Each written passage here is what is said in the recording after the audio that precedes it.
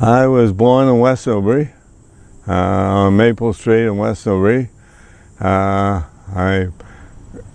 was a midwife's house, and I moved from there all the way up to Main Street, where I grew up for all my years there. And then after I got married and so forth, I moved all the way down, a whole mile down the street. So I've been in West Newbury all my life, within a mile of each one of these places.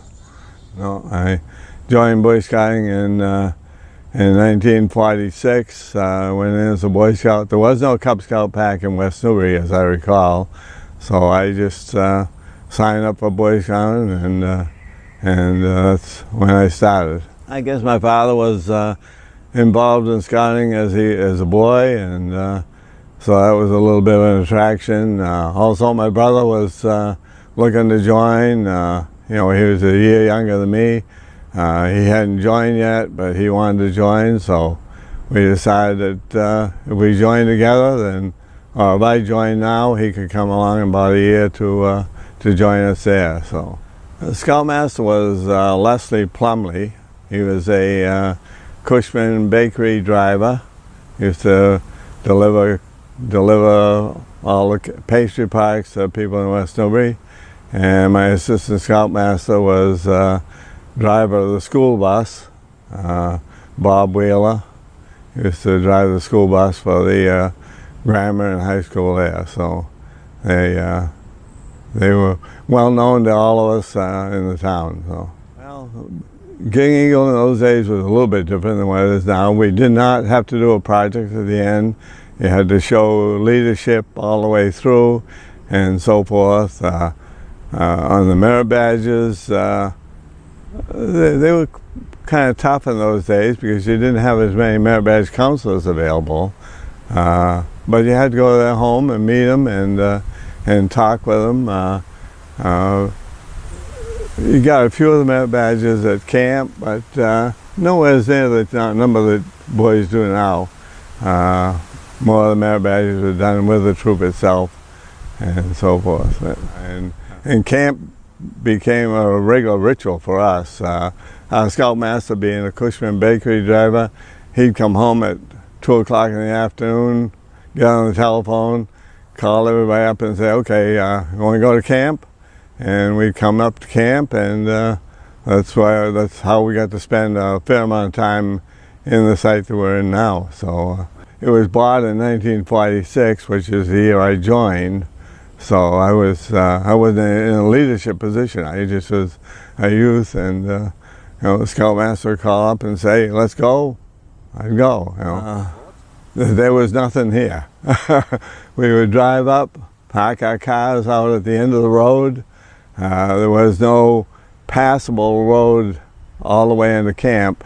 The camp had been closed down for a number of years, as I remember, because that was after the war years. 1946 was after the war, and it had been a family camp, but they didn't come up and use it.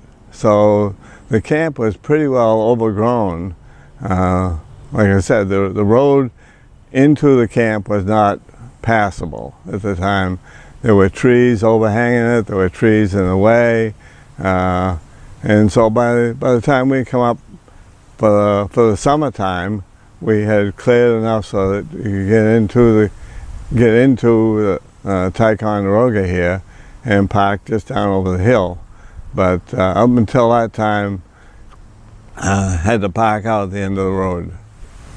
In 1947, there had been work done in camp. You got to remember, I was only 13 years old then, so I really didn't pay attention to what was being done in camp, other than right in the immediate area here. I knew that we had developed this campsite here a little bit. We'd come in, set up our tents in here.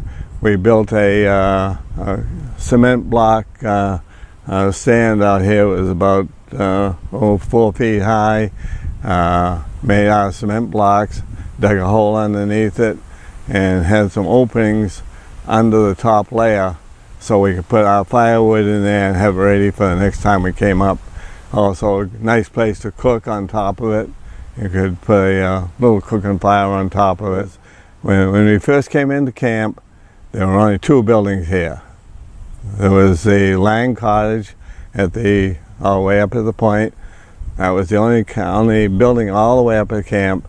And just before you got there, across from where the ball field is now, essentially where the new latrine is, that was an old work shed. It had just a couple of doors on the front of it, had a couple of benches inside, just some old tools that had been left in there when people were in here working, some wood and so forth.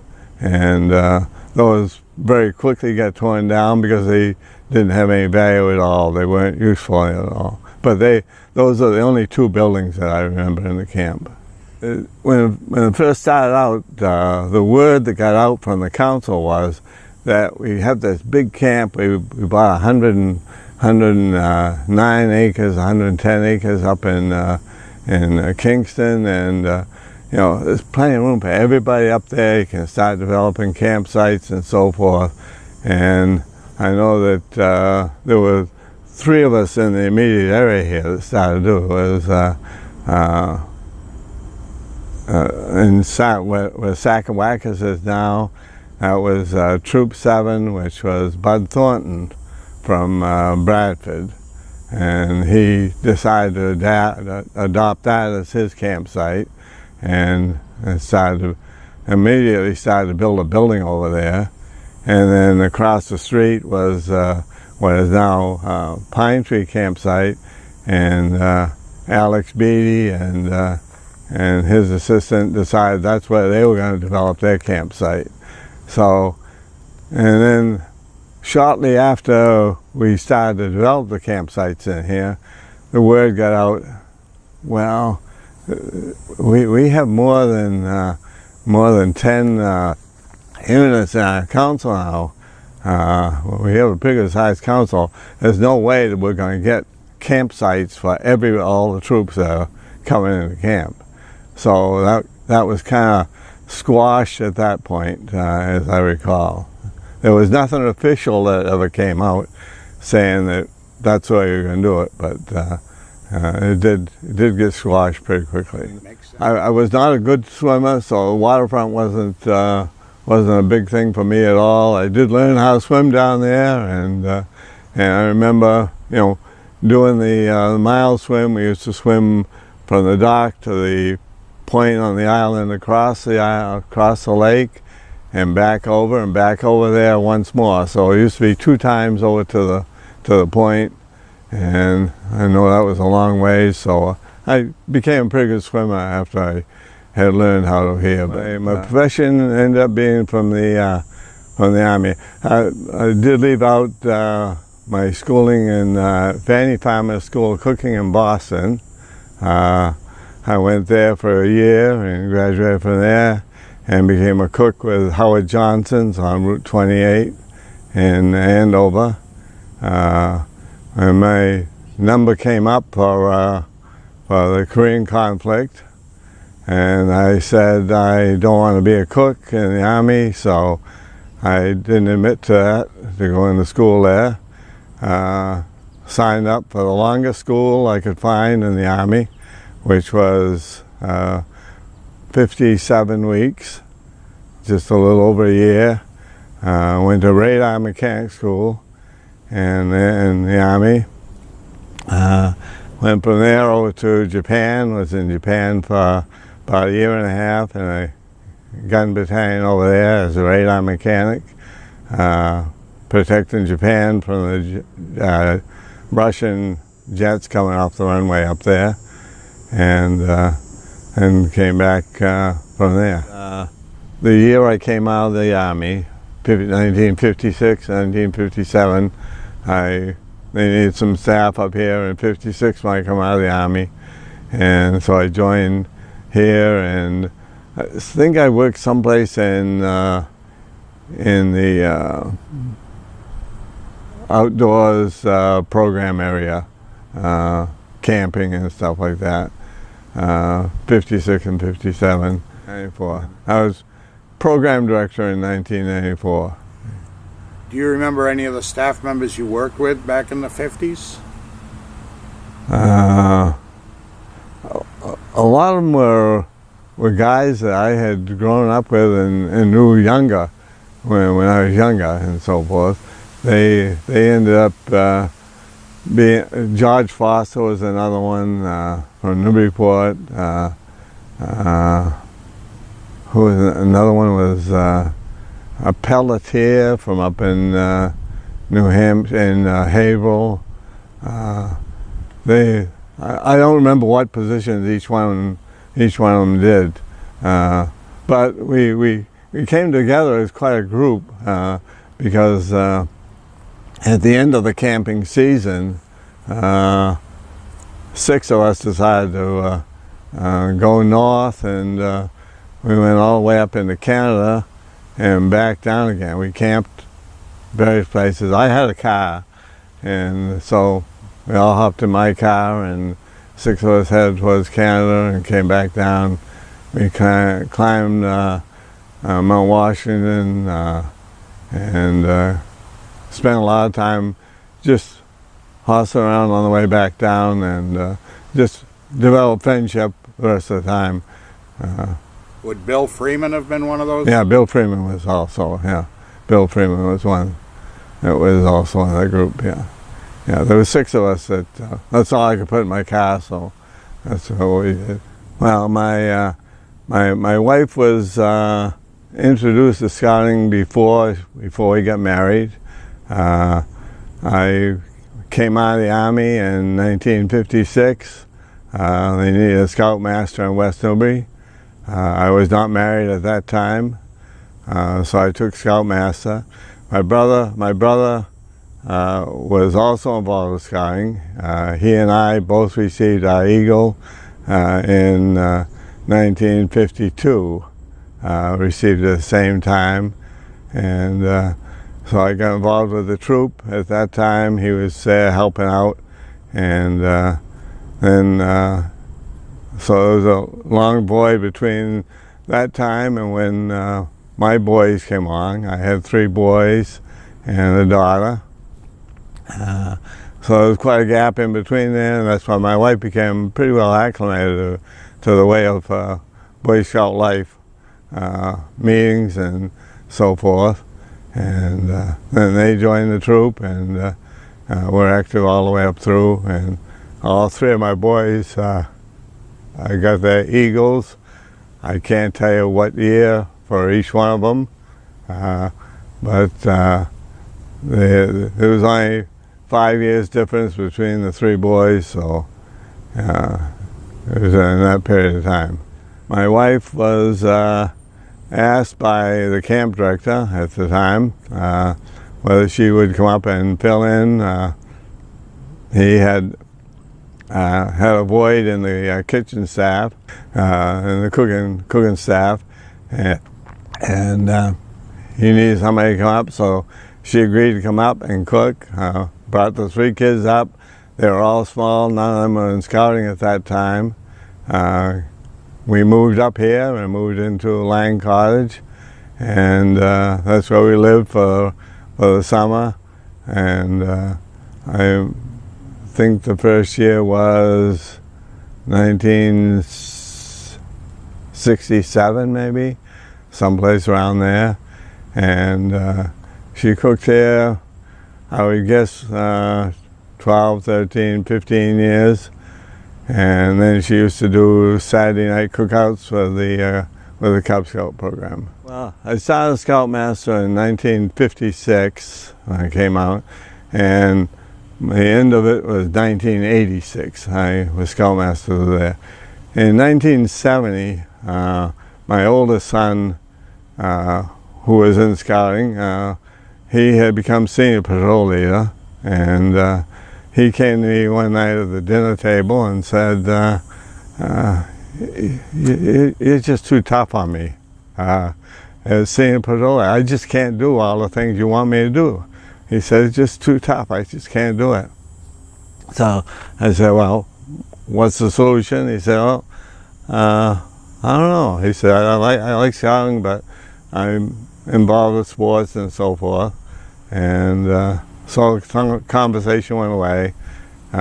We came back a week later, and he said, yeah, he said, I may have to get out of Scouts to do my sporting stuff. I said, well, suppose I got out then. So when I stepped down as Scoutmaster. Oh, well, that might work, yeah. I said, okay. So I stepped down as Scoutmaster. Bob Parker took over, and then Jim Freeman took over. And on paper, I think they were there for about 3 years. And at that time, I was still assistant Scoutmaster, so I was at every meeting anyways. And they all saw they needed somebody for a Cambridge district commissioner at that time. So I said, well, I'll fill the gap of Scoutmaster with that. And so I became district commissioner for Cambridge district at that time. And but around 3 years after I had stepped down, my son came back to me. He said, boy, the troop, we're not doing campouts anymore. We don't have a camp out every month. When you were there, we went camping every month. And he said, there's no discipline in the meetings. So somehow or another, I would not go to somebody and say, I'll take over. But I ended up back in the Scoutmaster and stayed in until 1986. I had quite a few good Eagles in my troop, but not a lot of them. Back in those days, if I had a group that came in, like when the Fernals came in, I think they brought maybe 6 other Scouts with them that all became Eagles. They just seemed to come in clusters, not like the troops are now. The troops now are just always, seems like they're always grooming for Eagles, or always working towards Eagle.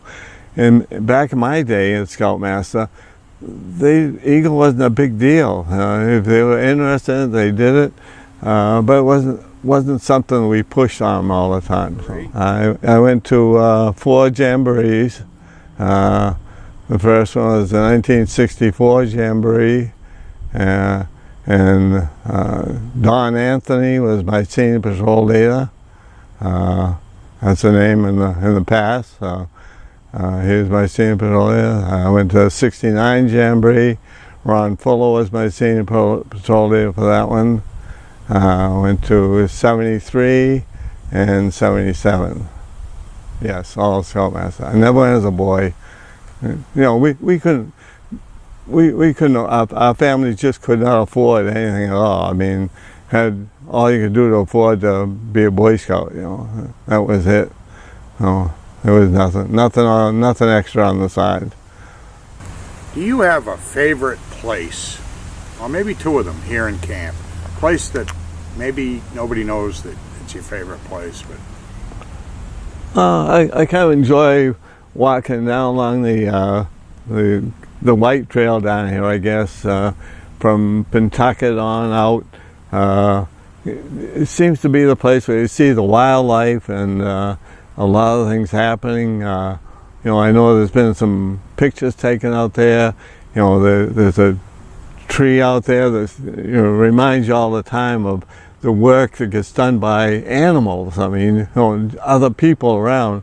You know, the beaver that took down that tree down there. You look at it and say, how could he have taken that down in a day? You know, a tree that's 10 inches in diameter, a pine tree, and the beaver was trying to get it out of the way. I mean, they don't like pine trees, but he ate the thing, got it out of the way so he could get to the hardwood up behind it and so forth. And you see the deer down here.